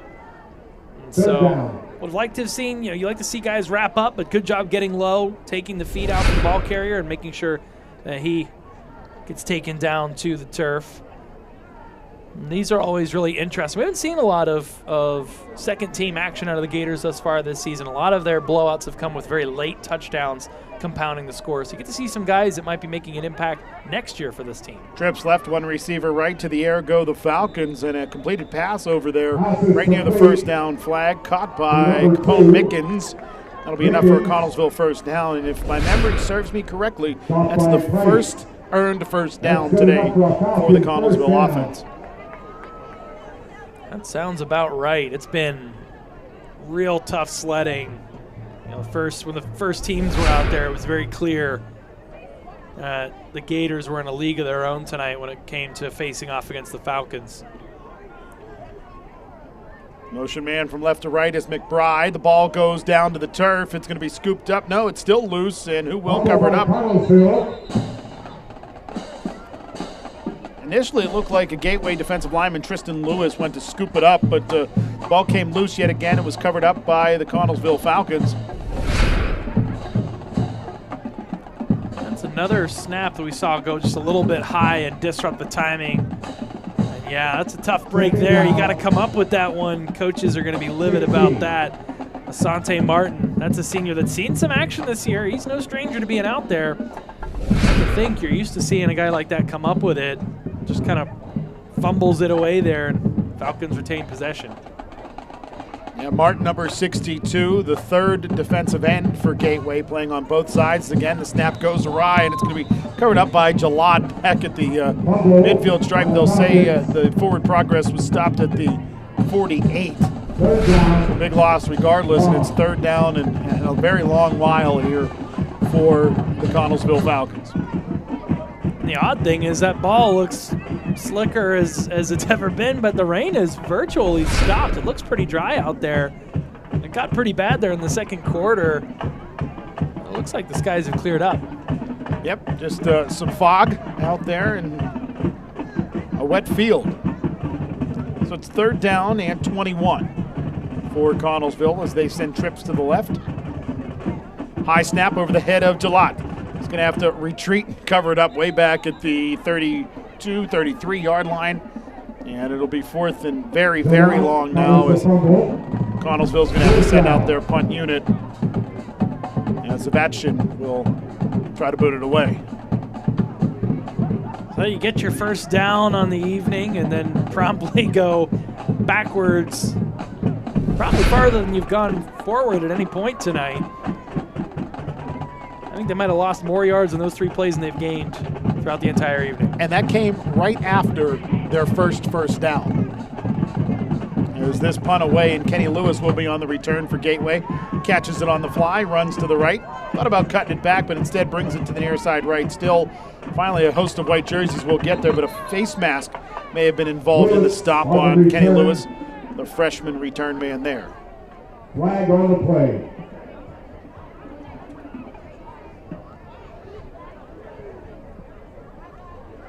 Hard to remember that Lewis is a freshman with how much he's played on defense. He's been someone that's really been impactful for the Gators thus far this year. Checking with our referee just to confirm the call. Personal foul, face mask on a kicking team. 15 yards from the end of the run, first down.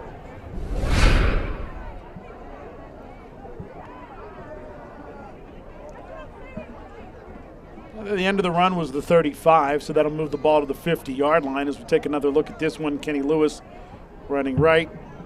Face mask grab once. and then I think again in that pile-up. Yeah, Zachary David definitely got a couple swipes at it there, and then hard to tell who officially might have gotten it because there were a whole host of white jerseys in there.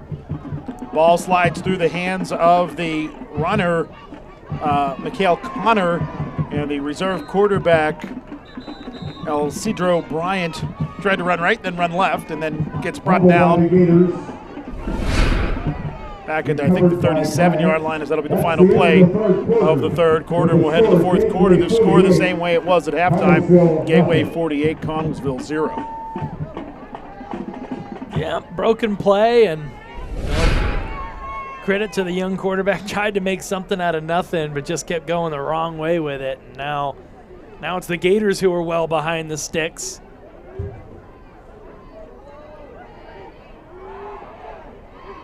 Taking a look at the standings within the Big East Conference. Penn Trafford undefeated at the top of the list. It looks like they're going to get the win tonight to move to 4-0. Gateway well on their way to 3-1 in conference play. Franklin Regional appears that they're going to fall to 2-2. Connellsville's going to fall to 0-4 within the conference, and Latrobe and Woodland Hills doing battle just down the road in Turtle Creek. And last time we saw that score, Woodland Hills was up in that football game. Yeah, last update was 14-7. We'll see if we can't get another one here before the end of this one, because that's really the battle for the 4 seed there. That's going to be, especially for Latrobe, that's the last gasp to try and keep this season alive. Some movement early, no flags fly though, as Gateway is going to go to the ground, and the ball carrier, Mikhail Connor, running the near side left, gets tossed to the boundary, but not before picking up a decent chunk of yardage there, as he takes it across midfield to the 45-yard line.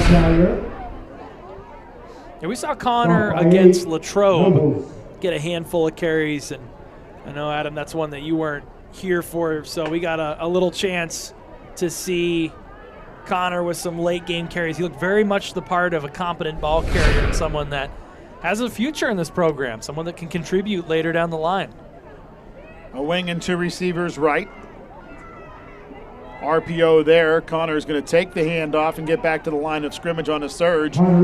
Late decision there by Bryant, the freshman QB. Leads to this 4th down and 5. Yeah, it's tough. With the RPO, you want to scan your options, but sometimes you got to be able to make a quick decision there. That's one he probably wishes he would have pulled out, but at the end of the day, you avoid a turnover, you avoid having that ball jarred loose, so no worse for the wear. It's 4th and 6 as the Gators are going to go for it here on 4th down. The ball carrier running right, cutting back left is Amari Gans, and the freshman will pick up a 1st down for Gateway inside of the 40 to the 38-yard line. Yeah, good run there, good patience, and then when he knew he had to get to a certain point, just sort of put that helmet down and drove his way forward. Made enough happen to move the chains there. That's a heady run, and a good job there by the 5'9" freshman. Take a look. Good job getting out there and laying some blocks. Guys getting to the second level there and opening up some holes. 1st and 10 for the second team Gateway offense as they have a wing left, 2 receivers right. Receiver split to the near side left as well. Hand off to Gans running left inside of the 30, shoulder to the boundary at around the 26-yard line. Let's say maybe the 25. Regardless, it's 1st down for Gateway, and these guys getting some bonus action this weekend because they're going to play again tomorrow down in Connellsville with a 10 a.m. kickoff between the Gateway JV team and the Connellsville JV team. It's going to be an early morning, but some of these guys will be revved up and ready to go. Always exciting whenever the young guys get some action under the lights here on a Friday night. Get a better crowd, you get the band, all these different things that you don't get at the JV game. So I'm sure they'll be ready to go tomorrow, but probably a little sore. Handoff, Gans again hesitates, now finds a hole over the left side, inside of the 20, inside of the 15, heads towards the 10-yard line where he'll step out of bounds, I guess, at around the 11-yard line.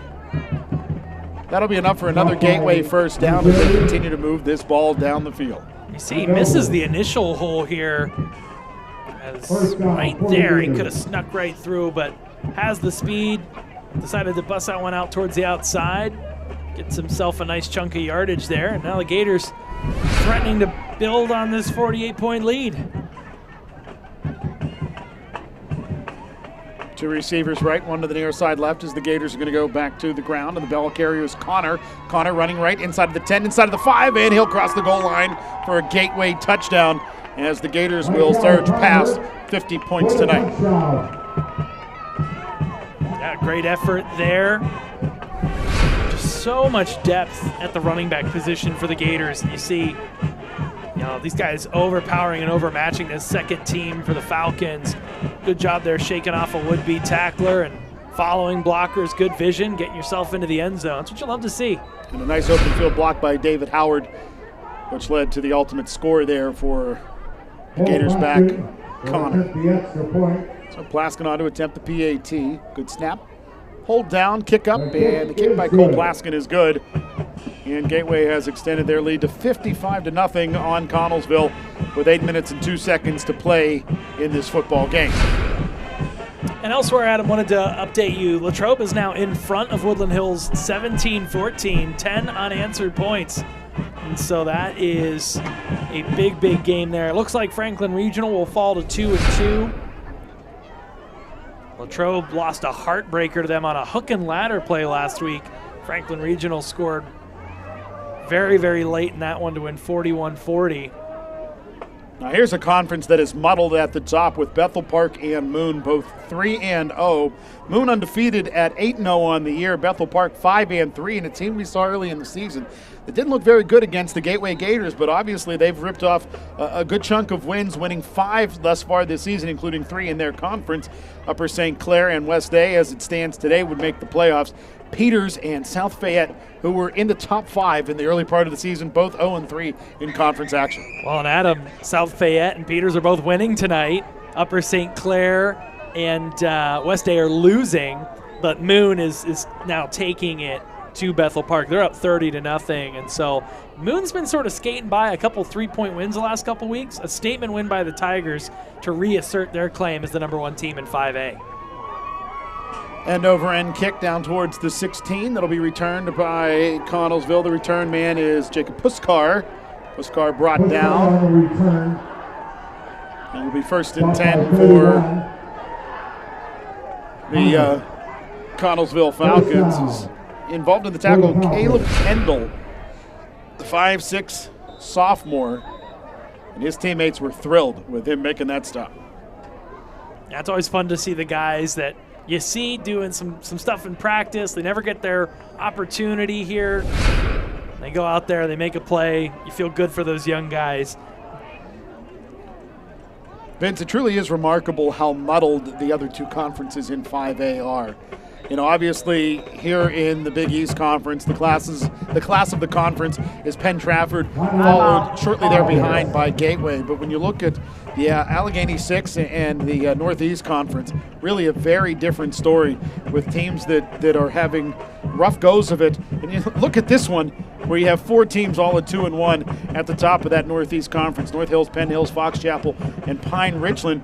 And Kiski down there at the bottom with Shaler, who's 0-3. Kiski and Pine Richland doing battle tonight. That, from what we heard, was a close game with Kiski taking the lead, I think. It was tied at halftime. Okay. I know that much. We'll see if Eric can get us another update over in the next room over. But yeah, 4 teams at 2-1, and all of those teams have beat each other in some way, form, or fashion. And so you talk about muddled. I tell you, this is the year that I thought last year was tough with COVID and teams playing a different amount of games. I think this year might be tougher for the selection committee to try and sort this all out and figure out all the seeding. And, if you see Pine Richland lose another game, you might start thinking, does Gateway have a shot to be one of the top 3 seeds in 5A? I wouldn't count that out. Yeah, even though they did lose to a conference champion, it's not out of the realm of possibility, especially, when you consider how teams may finish off the season. There's a big play there made by DeMarlo Harris, 5'11" senior defensive lineman. Yeah, Harris got himself back in there in a hurry, got his 5'11", 235-pound body moving downhill, and there was no one getting in his way. You see a quick move right there, just wraps up the ball carrier, going backwards in a hurry. It was Xavier Malone. But there was no salvaging that one. That was a great play by number 51. Just under 7 minutes to play in this football game. Gateway on top, 55-0 on Connellsville.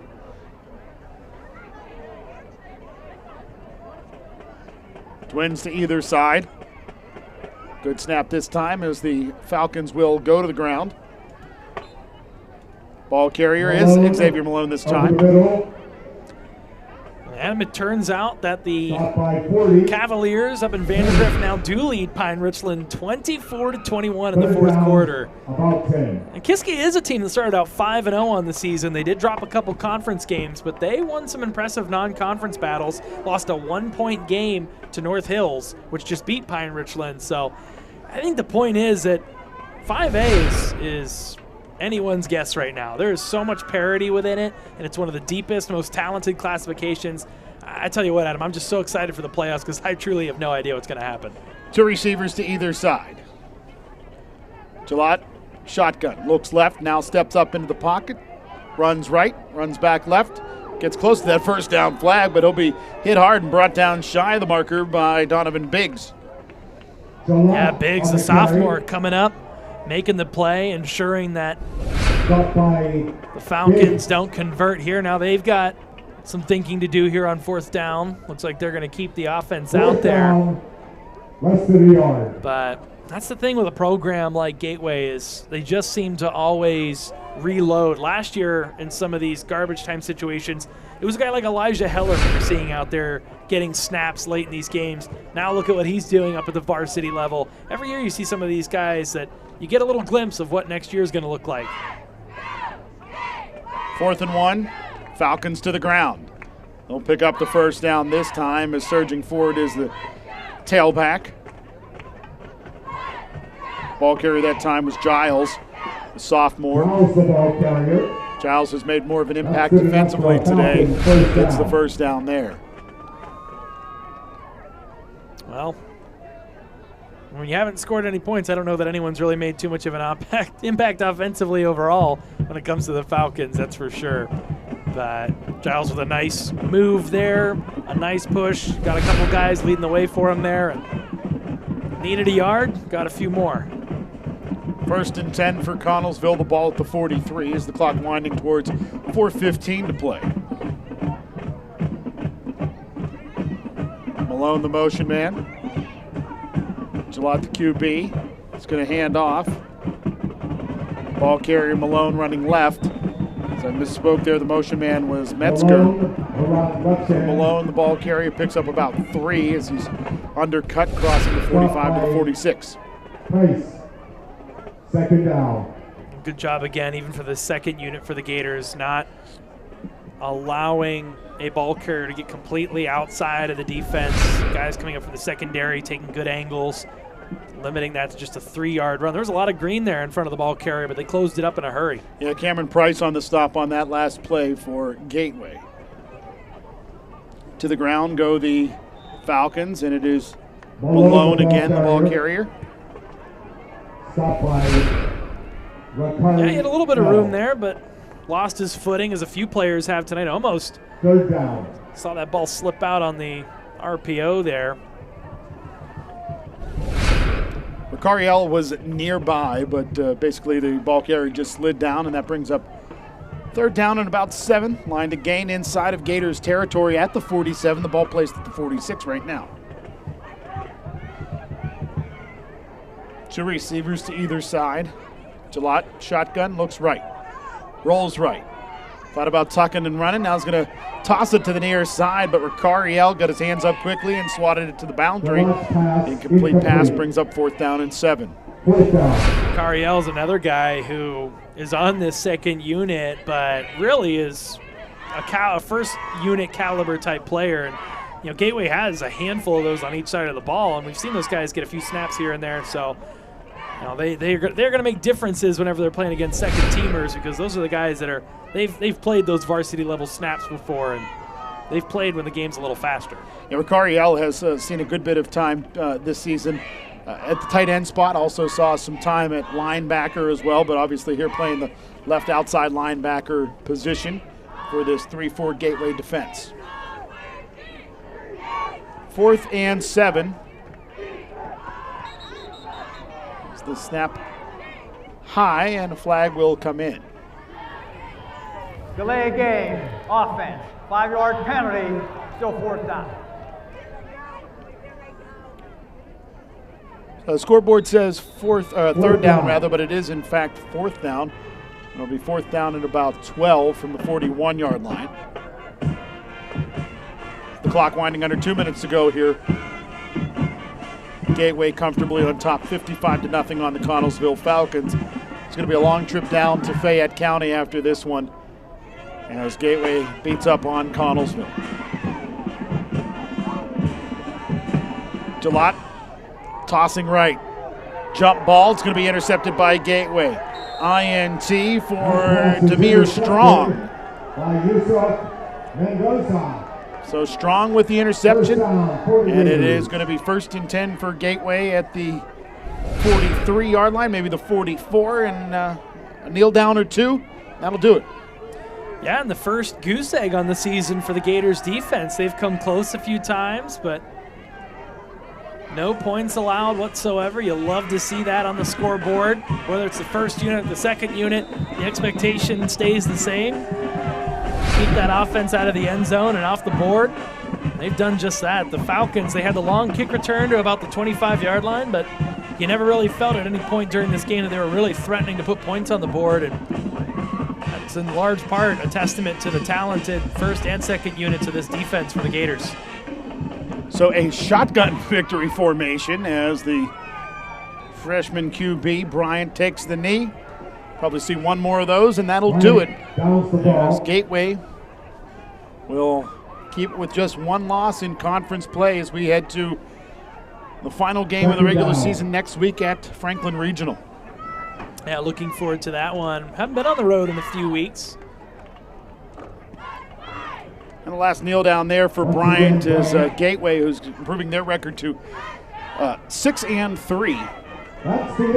We'll take on Franklin Regional, who looks to be 3-6 next week. Yeah, they're getting handled by Penn Trafford as many teams have been, and you know the expectation should stay the same for the Gators next week to put another performance like this together. They certainly have the caliber to do so and are playing an opponent that, while they're going to be fighting for the playoffs and nothing is secured yet for them, I just don't know that they have the firepower to compete with the Gators, especially in how they've looked the past few weeks. The offense has just taken such a step forward, Adam. And I know Woodland Hills and Connellsville aren't Penn Trafford or Pine Richland, but you still got to go out and compete against the teams that are in front of you. And tonight they did just that and dominated from start to finish. And I think it's a great job by Gateway to springboard off of a confidence-building second half, a fourth quarter, quite frankly, with the win over Woodland Hills last week, and that leads to this 55-point win over Connellsville tonight. Absolutely. They picked up right where they left off, 28 first quarter points, 2 touchdowns in the first 5 minutes, and they did it in a number of ways, and I think that's going to continue to build confidence in these sophomores. Between Birch, Jaquan Reynolds, you know, the Birch to Birch connection is starting to get a little bit stronger. We've seen that struggle a little bit this season. We all know that Brad has taken that big step forward. He looks every part as the 5A quarterback. Brett took a little bit longer to adjust to the 5A level of competition, but now he's really starting to step up and make plays in the passing game. And that's just another offensive weapon this team has going into the playoffs. Couple that with the option they've been running lately. These teams that beat Gateway early in the season have some new wrinkles they're going to have to deal with whenever the playoffs come around. And we've seen the Gateway defense shine brightly all season long, even in their 3 losses, and I think that's going to continue headed into next week and then in the ensuing weeks in the postseason. Well, the biggest thing about tonight and hopefully next week is you're relatively healthy, and they have been through most of this season. You saw Pine Richland, they're trailing Kiski right now because they lost 2 of their starters on offense, their quarterback and their running back. So you hold your breath and you hope they get through things at Murraysville next week. Certainly with a win, you never want to make any assumptions or take anything for granted. But then 2, that you get out unscathed, get in healthy, because if this team goes in perfectly healthy into the postseason, they've got as good a shot as anyone to bring home a title. Well, Vince, you and Spencer will be on the call next week for that one, but let's put a bow on this one as Gateway wins 55-0. Yes, a great, complete performance by the Gators. Nobody can run the ball up the gut on them. They continue to be stout on the inside. The secondary, multiple interceptions tonight. I don't think we've seen a more complete effort from the Gators thus far this season. I think that's going to trickle into next week's matchup against the Panthers. Again, your final score today, 55-0 as Gateway defeats Connellsville. That'll do it for our coverage of Gateway football here in Monroeville, Pennsylvania tonight. For my broadcast partner, Vince Russo, and our entire crew, I'm Adam Gusky. We'll talk to you again next week from Murraysville as the Gators take on the Franklin Regional Panthers. And you can catch it all here on Gateway Football Broadcasts tonight on NFHS, next week on YouTube, and as always on the Trib Live High School Sports Network.